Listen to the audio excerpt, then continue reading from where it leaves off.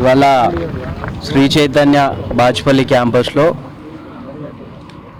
ఒక అమ్మాయి చనిపోయింది అనేది వార్త రావడం జరిగింది. సో ఇక్కడికి వచ్చి తెలుసుకుంటే ఏంటంటే అమ్మాయి నిన్న చనిపోయింది.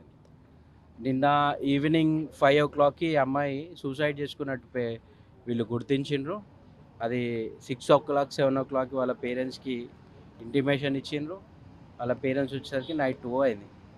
సో అమ్మాయి ఎందుకు చనిపోయింది అన్నప్పుడు వాళ్ళ పేరెంట్స్ అంటే సండే రోజు ఇక్కడికి రావడం అనేది జరిగింది. వాళ్ళ మదర్ ఇక్కడికి వస్తే అమ్మాయికి కొంచెం ర్యాషెస్ ఉన్నాయి, హెల్త్ ఇష్యూ ఉంది, అవుటింగ్కి పంపించండి అని చెప్పి ప్రిన్సిపాల్ని రిక్వెస్ట్ చేసిన ప్రిన్సిపాల్ పంపించలేదు. సో అందువల్ల అమ్మాయి మనస్తాపానికి గురై ఆ విధంగా చేసుకున్నట్టు వాళ్ళు చెప్తా ఉన్నారు, పూర్తిగా ఒప్పుకుంటా ఉన్నారు. ఇది మేనేజ్మెంట్లో ప్రిన్సిపల్ చేసినటువంటి మిస్టేక్ వల్లనే అమ్మాయి చనిపోయింది అనేది వాళ్ళు ఒప్పుకుంటా ఉన్నారు. కాబట్టి వెంటనే వీళ్ళ మీద పోలీసు వారు ఈ యాజమాన్యం మీద కేసులు నమోదు చేయాలి. అదే కాకుండా ఇది ఏదైతే కాలేజ్ గుర్తింపు ఉందో దాన్ని రద్దు చేయాలి. ఈ క్యాంపస్లో ఇది ఎవ్రీ ఇయర్ ఇక్కడ 1, 2, 3 ఖచ్చితంగా సూసైడ్ జరుగుతూ ఉన్నాయి. సో దీన్ని అడ్డుకట్ట వేయాలి అని అంటే ఖచ్చితంగా బోర్డ్ ఆఫ్ ఇంటర్మీడియట్ లేదా ఇప్పుడున్నటువంటి ముఖ్యమంత్రి రేవంత్ రెడ్డి గారు వీటిపై శ్రద్ధ చూపించాలి. అంతేకాకుండా ఇక్కడ మేజర్గా పిల్లలకి ఆహ్లాదకరమైనటువంటి వాతావరణం క్రియేట్ చేయట్లేదు ఏ కార్పొరేట్ కాలేజ్ కూడా. దాన్ని క్రియేట్ చేయాలనేది మేము డిమాండ్ చేస్తూ ఉన్నాం. పూర్తిగా అమ్మాయి చనిపోవడానికి కారణం యాజమాన్యం అనేది క్లియర్గా కనిపిస్తూ ఉంది. కాబట్టి వెంటనే పోలీస్ వాళ్ళు మమ్మల్ని రూపాయలు కొనియకుండా అడ్డుకోవడం మానేసి వాళ్ళ మీద చర్యలు తీసుకోవాలని డిమాండ్ చేస్తూ ఉన్నాం. F D A state president Pallemurali. Suicides అధికంగా జరుగుతున్నాయి ప్రతి సంవత్సరం అనేది మనం రోజు చూస్తున్నాం. రోజు ఏ పేపర్లో చూసినా కానీ ఏదో కాలేజీలో ఒక విద్యార్థి చచ్చిపోతాడు, రెసిడెన్షియల్ విద్యార్థులు, ముఖ్యంగా రెసిడెన్షియల్ విద్యార్థి. ఒక విధానం వచ్చింది, స్ప్రింగ్ ఫ్యాన్స్ అనేటువంటి ఒక విధానం వచ్చింది. ఒకవేళ ఫ్యాన్ మీద ఒత్తిడి పడ్డప్పుడు ఆ ఫ్యాన్ మొత్తం కూడా ఆ స్ప్రింగ్తో జారి కిందికి వస్తుంది.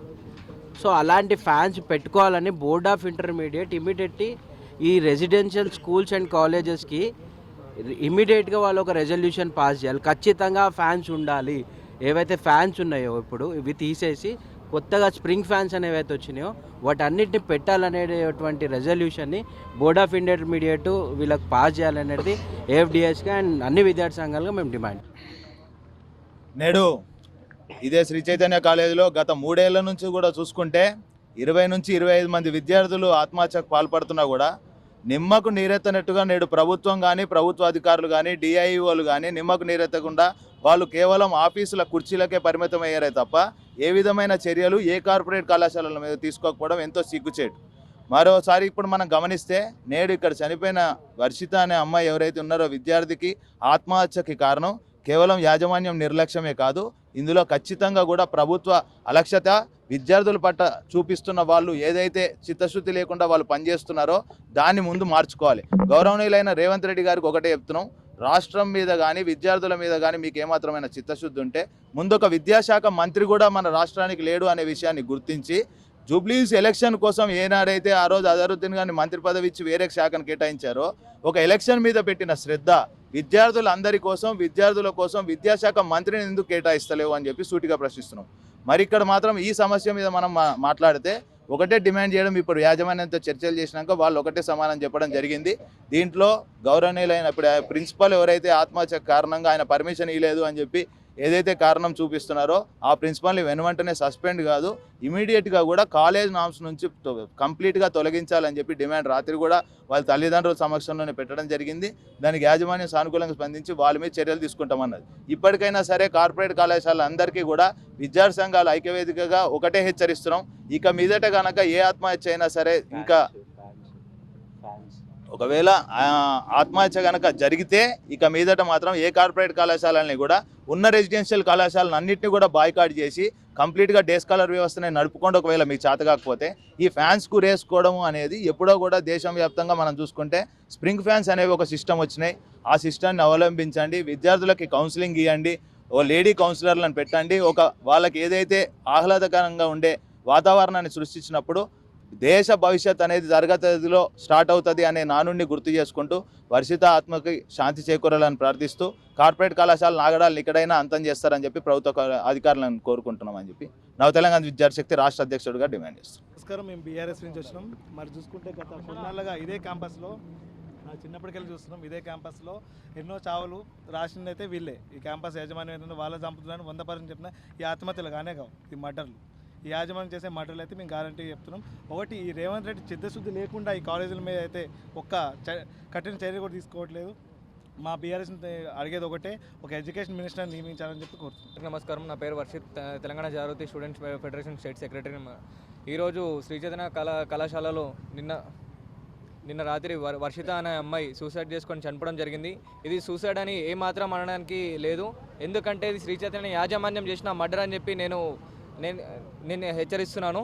మరియు ఈరోజు ప్రిన్సిపల్ గారితో మరియు డీన్ గారితో మాట్లాడితే ఆ అమ్మాయికి అవుటింగ్ ఇవ్వలేదు అనే ఒక ఇంటెన్షన్తో సూసైడ్ చేసుకుంది. మరియు ఒక అమ్మాయి మెడికల్ అవుటింగ్ కోసం ఒకసారి మేనేజ్మెంట్ని రిక్వెస్ట్ చేస్తే ఒక మెడికల్ లీవ్, ఒక 2 గంటలు మెడికల్ లీవ్ ఇవ్వలేకపోయిన మేనేజ్మెంట్, శ్రీ చైతన్య మేనేజ్మెంట్, మీకు చేత కాకపోతే హాస్టల్ తీసేసి డే స్కాలర్ ఒక్కటి రన్ చేసుకోవాలని చెప్పి హెచ్చరిస్తున్నాము. ఒకవేళ ఇదే కనుక మళ్ళీ మరోసారి జరిగితే మాత్రం శ్రీ చైతన్య యాజమాన్యం మీద ప్రతి ఒక్క విద్యార్థి విభాగం అందరం కలిసి బైకాట్ చేపించి తీరుతామని చెప్పి హెచ్చరిస్తున్నాము. Thank you.